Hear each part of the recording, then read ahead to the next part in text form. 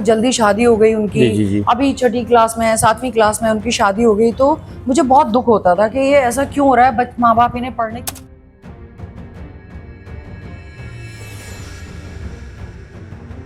कि तेरे माथे पे ये आंचल बहुत ही खूब है, लेकिन तू इस आंचल से एक परचम बना लेती तो अच्छा था।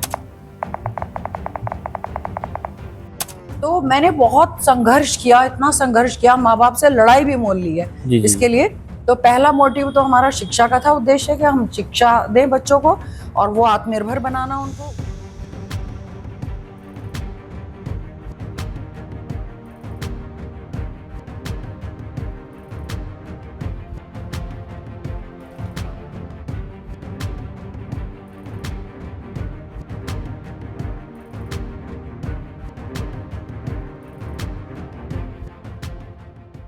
नमस्कार, आप देख रहे हैं जेडी न्यूज। मैं आपके साथ तीरथ सिंह।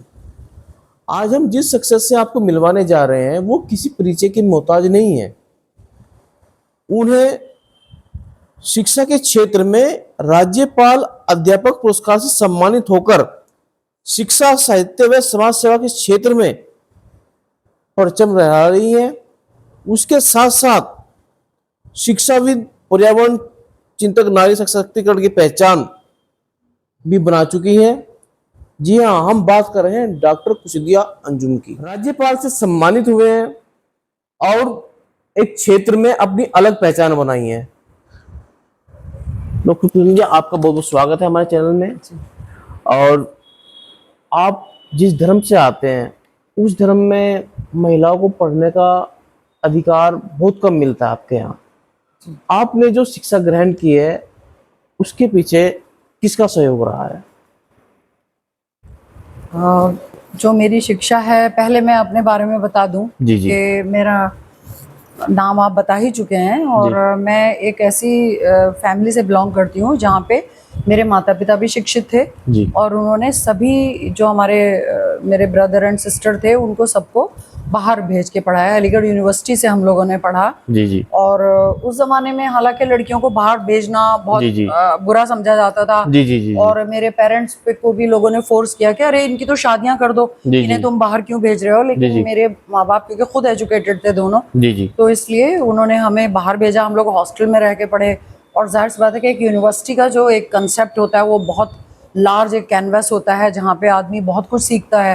उस तो यूनिवर्सिटी का बड़ा नाम है। हाँ, तो इसलिए वहाँ पे बहुत सारी चीज़ें ऐसी होती थी कि जो हमारे एक लर्निंग में और हमारे सीखने में बहुत काम आई। जी। तो इस वजह से हम लोग इतना आगे सभी बहन भाई पढ़ पाए। और मैं शॉर्ट में बताऊंगी कि मेरे एक भाई अमेरिका में डॉक्टर हैं, इमरजेंसी डॉक्टर हैं, टेक्सास अमेरिका में। जी जी। और मेरी 3 बहनें जो हैं वो कनाडा में हैं। जी जी। और मैं यहाँ पे रही हूँ प्रधानाचार्य, आपको पता ही है, हिंदू कन्या इंटर कॉलेज में। और जी जी। बाकी मेरे 2 बहन भाई जो हैं वो नगीना में हैं। और जो जी जी। मेरे बच्चे हैं, मेरा एक बेटा और एक बेटी है। जी जी। बेटा ऑस्ट्रेलिया पढ़ने भेजा था और उसने फिर वहीं पे ही एक अच्छी जॉब में मल्टीनेशनल कंपनी में आ गया और वहाँ पे जॉब कर रहा है, वहीं सेटल्ड हो गया। और बेटी भी उसमें बायोकेमिस्ट्री में एमएससी के लिए मैंने उसे कनाडा भेजा था, शेरब्रुक यूनिवर्सिटी में। जी जी जी। तो वो भी वहाँ पे सेटल हो गई। और मेरे जो दामाद हैं वो भी डॉक्टर हैं। और मेरी जो बहू है वो भी एक ऑस्ट्रेलियन कंपनी में, ऑस्ट्रेलियन गवर्नमेंट के एक प्रोजेक्ट में काम करती है। तो अच्छी पढ़ी लिखी फैमिली है हम लोगों की।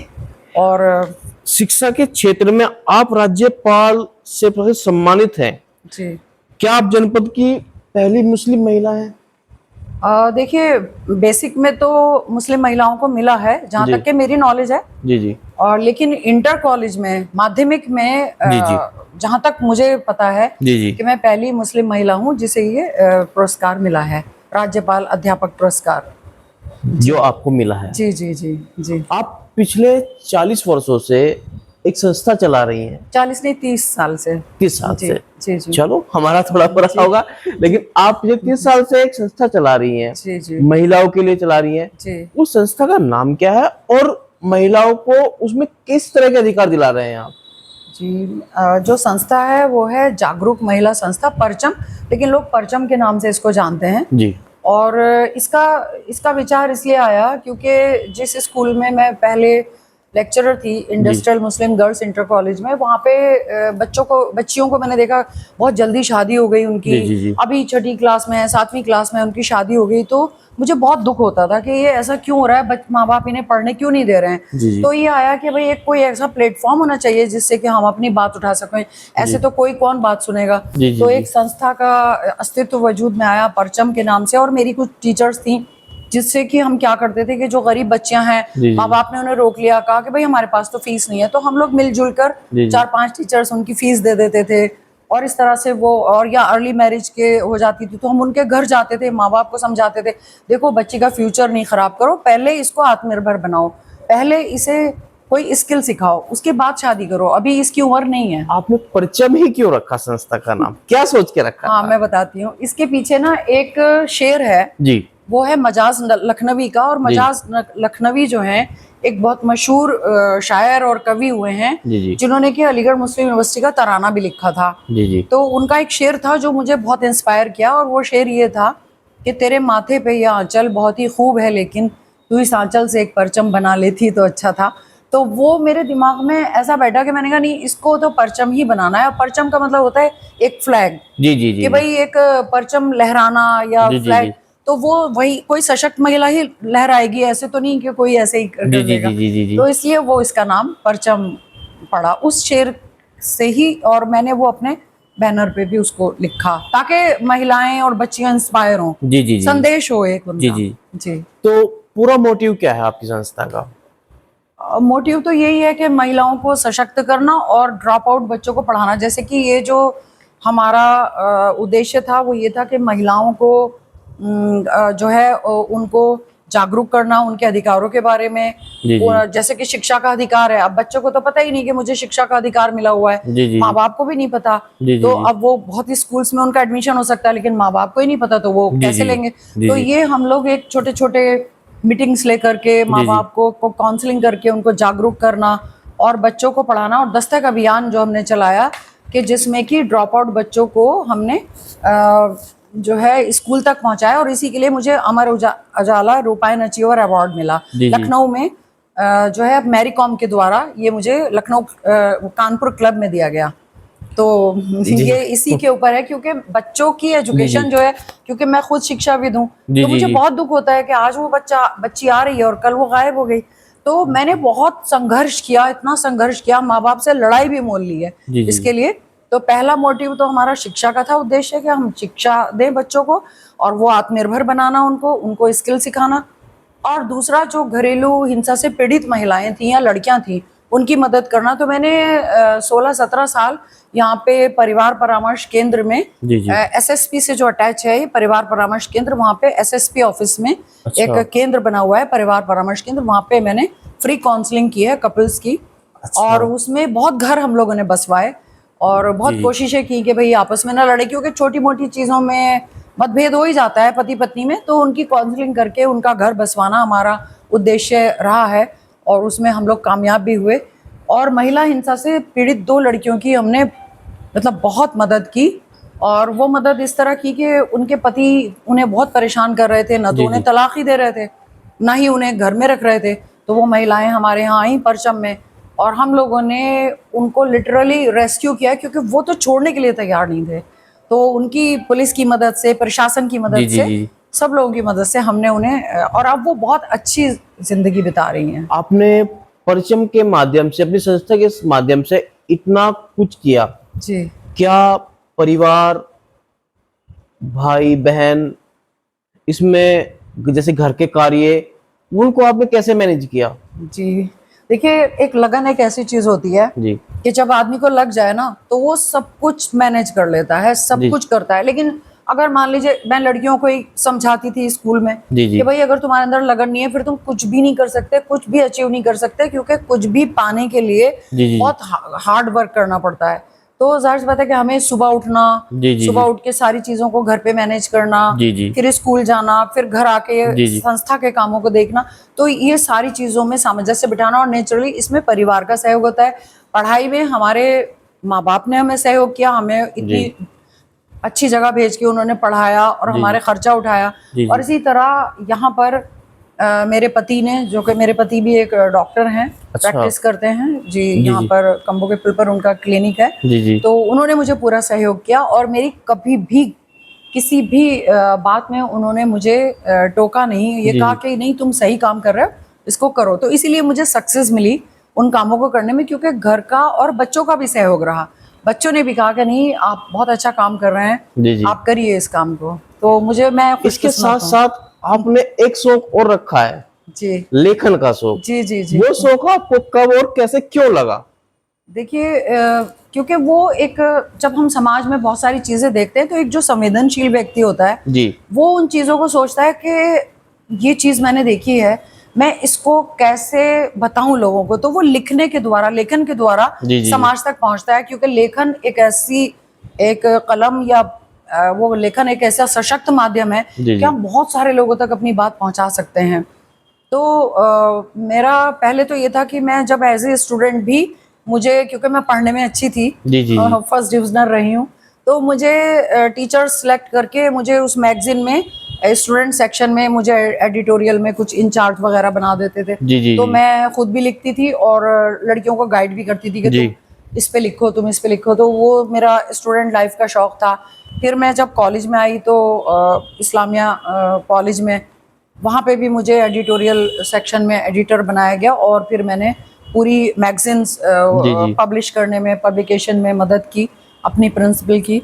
और उसमें भी मैंने लेख लिखे। लेकिन फिर उसके बाद जैसे कि मैंने यहाँ पे, फिर मैंने अखबारों में, जी पत्रिकाओं जी जी में जी जी के जी माध्यम से अपने लेख भेजने शुरू किए। और आजकल तो सोशल जी मीडिया के माध्यम से हम जी लोग जी कितना कुछ लोगों तक पहुंचा सकते हैं। जी जी तो अभी मेरे लेख जो हैं वो मैं फेसबुक या और भी चीज़ों पे, जो और सोशल माध्यम है, व्हाट्सएप के थ्रू, अखबारों में मेरे लेख छपते रहते आपने हैं। सहारनपुर पे एक किताब लिखी है, जी जी हिंदी उर्दू में लिखी है, जी, अभी उर्दू में लिखी है। क्या उसका हिंदी में भी अनुवाद किया है? जी, चल रहा है अनुवाद, क्योंकि मेरी ये ख्वाहिश है जी कि क्योंकि ये किताब एक हिस्टोरिकल बुक है। जी दबिस्तान सहारनपुर इसका नाम है। जी और मैं ये चाहती हूँ क्योंकि इसमें शुरू से लेके आखिर तक, एक तो मैंने सहारनपुर की हिस्ट्री, जी और उसके बाद सहारनपुर में कितने शायर और कितने कवि जी और कितने और भी साहित्यकार हुए हैं, जी उनके बारे में, और बाहर की दुनिया में भी उन्होंने नाम बहुत फैलाया, जी और कई यूनिवर्सिटीज़ में भी गए हैं। जी तो उनके बारे में मैंने इसमें लिखा है। तो मैं चाहती हूँ कि ये हिंदी में होगा तो हिंदी के पाठक क्योंकि ज़्यादा हैं, जी जी और वो ज़्यादा लोगों तक पहुँचे और ज़्यादा लोगों को जो है पता चले कि सहारनपुर एक कितनी ऐसी जगह है ज़रखेज़ के, जहाँ कितने इंटेलेक्चुअल्स रहते हैं, बौद्धिक लोग रहते हैं। तो वही मेरी कोशिश है कि मैं इसको हिंदी में जल्द से जल्द जो है वो इसका पब्लिकेशन करूं और लोगों तक पहुंचाऊं। आपने किताब में अभी तक हिंदी का कार्य कितना किया है? अभी मेरा ऐसा समझ लीजिए कि 40% काम हुआ है, चल रहा है। क्योंकि इसके साथ साथ मुझे और भी, तो असल में जो लेख हैं, जैसे कुछ कुछ लेख मैं भेजती हूँ तो वो लेख भी लिखने होते हैं। कविताएं भी लिख रही हूँ तो वो कुछ कुछ टाइम कविता लिखने में जाता है, क्योंकि जी जी कविता जी जी लिखना एक कोई आसान काम नहीं है। बिल्कुल तो बिल्कुल कुछ बिल्कुल। टाइम कविता लिखने में जाता है, कुछ टाइम लेख लिखने में जाता है, और कुछ टाइम इसको मैं देती हूँ, कुछ घर के काम में। आपके धर्म में जी अधिकतर महिलाओं को पढ़ने लिखने नहीं दिया जाता, जी और आपने उस दौर में पढ़ाई की है। उस दौर में तो बड़ा ही मुश्किल था जी जी जब आपको घर का सपोर्ट मिला, जी। लेकिन अभी भी आपके धर्म में अभी भी बहुत कम पढ़ना लिखना महिलाओं को जी। दिया जाता है। इस बारे में आप क्या कहना चाहेंगे? देखिए समाज में चेंज तो आया है, जी पहले के मुकाबले अब मुस्लिम महिलाएं काफ़ी जी पढ़ रही हैं। जी और आपने देखा होगा IAS IPS जी जी जुडिशरी जी जी जी में और अच्छी सर्विसेज में आ रही हैं। लेकिन हम ये कह सकते हैं कि 20-30% ही चेंज आया है। जी बहुत चेंज तो अभी मैं नहीं देख पा रही हूँ। जी। माँ बाप चाहते ज़रूर है कि वो पढ़ें, लेकिन क्या होता है, बीच में ड्रॉप आउट बहुत है। रीजन?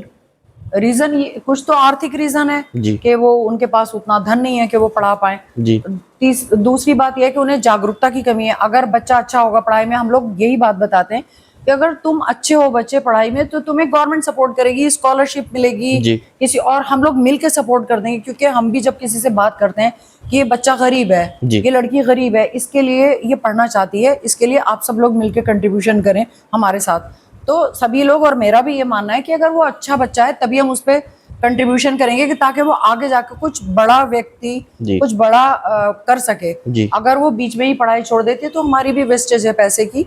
तो हम लोग यही चाहते हैं कि वो बच्ची आगे बढ़े। और मुस्लिम धर्म में, जहाँ जैसे कि आपने पूछा, जी जी जी कि हमारे धर्म में तो ये कहा गया था कि तुम्हें अगर पढ़ाई करने के लिए चीन भी जाना पड़े तो जाओ, लेकिन क्योंकि कुछ बहुत सारी चीजें ऐसी हुई कि जी जो धर्म से जिसका ताल्लुक नहीं है, लेकिन जी क्योंकि हर आदमी मठाधीश बना बैठा है, जी जी तो जी गलत चीजें लोगों तक पहुंचती हैं और लोगों को पता ही नहीं चलता कि धर्म में असली बात क्या है। धर्म में तो ये कहा गया कि तुम पढ़ो। जी पहला वर्ड हमारे यहाँ इकरा, यानी कि इकरा का मतलब है पढ़ना, जी जी पढ़ाई करो, लेकिन नहीं पढ़ रहा है और धार्मिक चीजों में लिप्त हो रहे हैं या और चीजों में। लेकिन पढ़ाई जो कि बहुत जरूरी है, और ये नहीं कहा गया कि खाली धार्मिक पढ़ो, जी जी दीनी और दुनियावी दोनों तालीमों के लिए कहा गया। तो दुनियावी तालीम तो हम किसी यूनिवर्सिटी में जाके, किसी अच्छे कॉलेज में जाके ही तो पढ़ेंगे। जी जी तो जी वो उसकी अभी बहुत ज़रूरत है काम की, कि लोगों को जागरूक किया जाए और लोगों को ये बताया जाए कि भाई दोनों ही आप जो शिक्षा है वो लोगों को दो। उसके लिए हम लोग कोशिश भी कर रहे हैं, थोड़ी बहुत जितना भी हम लोग जी जी कर सकते हैं उतनी की है हमने उनके कोशिश। लिए क्या संदेश देना चाहेंगे आप? हम लोग यही संदेश देना चाहेंगे कि लड़की को शिक्षित करो, लड़की को आत्मनिर्भर करो। जी क्योंकि आज अगर किसी भी, जैसे आज हम देखते हैं महिलाओं के साथ हिंसा होती है, जी जी उनके साथ बहुत बुरा, बहुत ही बुरा होता है, जी बहुत जी देखते हैं हम लोग समाज में। और भी बहुत सारी बुरी चीजें होती हैं। तो अगर वो शिक्षित होगी, अगर वो आत्मनिर्भर होगी, अगर उसके पास कोई स्किल होगा, जी तो जी वो कितना कुछ कर सकती है। वो अपने, मैं ही एक मिसाल हूँ कि मैंने अपने परिवार, मैं जब अगर शिक्षित थी तो ही तो मैं अपने बच्चों को मैंने बाहर भेजा जी पढ़ने के जी लिए। जी जी क्योंकि अगर दिमाग जब शिक्षित होता है तो वो रोशनी आती है, जी और जी जब जी रोशनी आती है तो आदमी आगे बढ़ता है और अपने आसपास जितनी भी चीजें होती हैं उन सबको रोशन करता है। बिल्कुल तो हम यही संदेश देंगे महिलाओं को और उनके पेरेंट्स को भी और लड़कियों को भी कि तुम शिक्षित बनो। जी जी पेरेंट्स के लिए संदेश है कि इन बच्चियों को पढ़ने दो, जी इन्हें जी शिक्षित होने दो, इन्हें आत्मनिर्भर होने दो, इन्हें स्किल डेवलपमेंट करो। क्योंकि आज स्किल ही है, देखिए नौकरियां उतनी नहीं है। जी अगर जी आपके पास कोई हुनर है, आप जो है आप सिलाई कढ़ाई में हैं, आप कोई आपका ब्यूटी पार्लर का कोर्स आता है, आपको कुछ और अच्छी चीज आती है, कंप्यूटर आता है, तो आप अपने घर पे अपना छोटा मोटा बिजनेस कर सकते हैं। जी वर्क फ्रॉम होम का कंसेप्ट डेवलप हो चुका है, जी जी आप वर्क फ्रॉम होम कर सकते हैं। लिखना, आपको टाइपिंग आती है, आप बहुत सारा काम कंप्यूटर का कर सकते हैं। तो लड़की को शिक्षित करना बहुत ज़रूरी है। और अभिभावकों को मैं यही संदेश दूंगी कि बच्चों को रोके ना, जी पढ़ाई से ना रोके। क्योंकि जिस घड़ी आपने बच्चे को रोक लिया जी पढ़ाई से, समझ लीजिए उसका आपने फ्यूचर, उसका भविष्य खत्म कर दिया। जी जी और जब भविष्य खत्म हो गया तो वो बेचारा बच्चा क्या करेगा? बाल मजदूर बनेगा, जी बाल मजदूर बन के एक बड़ा मजदूर बनेगा। जी तो आपने तो उसका भविष्य खत्म कर दिया। तो जी ऐसा नहीं होना चाहिए।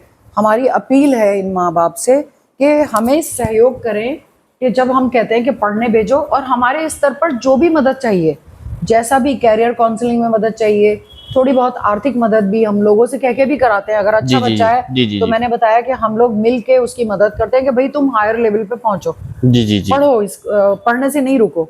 और हमारी पूरी मदद रहेगी उस बच्चे को। अगर वो अच्छी लड़की है तो हम उसकी जरूर मदद करेंगे। आपने जो संस्था बना रखी है जी परचम, जी जी। क्या आपने अभी तक उसमें गरीब बच्चों को मुफ्त शिक्षा या देने का किसी बच्चे को कार्य किया है? जी, हम क्या करते हैं कि जैसे जो फरवरी और मार्च का महीना होता है, इसमें हम एक सर्वे करते हैं जी और उन बस्तियों का करते हैं जहाँ हमें पता है कि बच्चे स्कूल नहीं जा रहे हैं, जी स्लम एरियाज में। जी जी और वहाँ से फिर उन बच्चों का सर्वे कर करके कुछ बच्चों को निकालते हैं जी और उनको थोड़ी दिनों अपने पास एक दस्तक अभियान के तहत एक छोटा सा एक कमरा लेके एक जी, जी। टीचर रख के उनकी स्टडी करते हैं, उनको कोर्स देते हैं। जी, जी। वही जो सरकारी स्कूलों में है जी जी जी वही कोर्स देते हैं और उस कोर्स को पढ़ाते हैं। माँ बाप को भी बुलाते हैं, जी, उनकी जी। भी काउंसलिंग करते हैं कि देखो अभी हम लोगों ने इनको स्कूल जाने का इनका माइंड बना दिया है, जी, जी। अब तुम इनको जो है घर में नहीं बिठाना, बाल जी। मजदूर नहीं बनाना। जी, जी। और फिर उन बच्चों का सरकारी स्कूलों में दाखिला कराते हैं, जितने भी अच्छा। उनके आसपास के एरिया है, क्योंकि माँ बाप ज्यादा प्रीफर यही करते हैं कि हमारे पास का कोई स्कूल हो। जी, जी, और जी। फिर वहाँ पे भी हम लोग मॉनिटरिंग करते हैं कि स्कूल में पढ़ाई हो रही है नहीं हो रही है। क्योंकि सरकारी स्कूलों का थोड़ा जी, जी, जी। ये हो गया है कि लोगों पे इम्प्रेशन है कि नहीं अंग्रेजी स्कूलों में अच्छी पढ़ाई होती है, हालांकि ऐसा नहीं है। जी। मैं खुद एक सरकारी स्कूल में रही हूँ और मैंने जी। देखा है कि अगर प्रिंसिपल चाहे जी, तो जी। कोई टीचर खाली नहीं बैठ सकता, टीचर पढ़ाएगा, बच्चों को पढ़ाएगा और इस काबिल जरूर बनाएगा। आज प्राइमरी स्कूल के बच्चे आईएएस ऑफिसर भी बनते हैं। जी, ऐसा नहीं है कि बिल्कुल, वो बिल्कुल, बिल्कुल। खाली मतलब जो बदनाम किया जाता है वो गलत है। जी जी जी जी। तो हम यही चाहते हैं कि उन सरकारी स्कूलों में भेजें जहाँ पढ़ाई भी हो रही है और बच्चा पढ़ता है, आगे जाता है, हम लोग उसकी मॉनिटरिंग भी करते हैं। तो काफ़ी बच्चे इसमें निकले हैं, आगे गए हैं जी, और हमें खुशी होती है जब हम बच्चों को स्कूल भेजते हैं। जी जी ठीक। जी।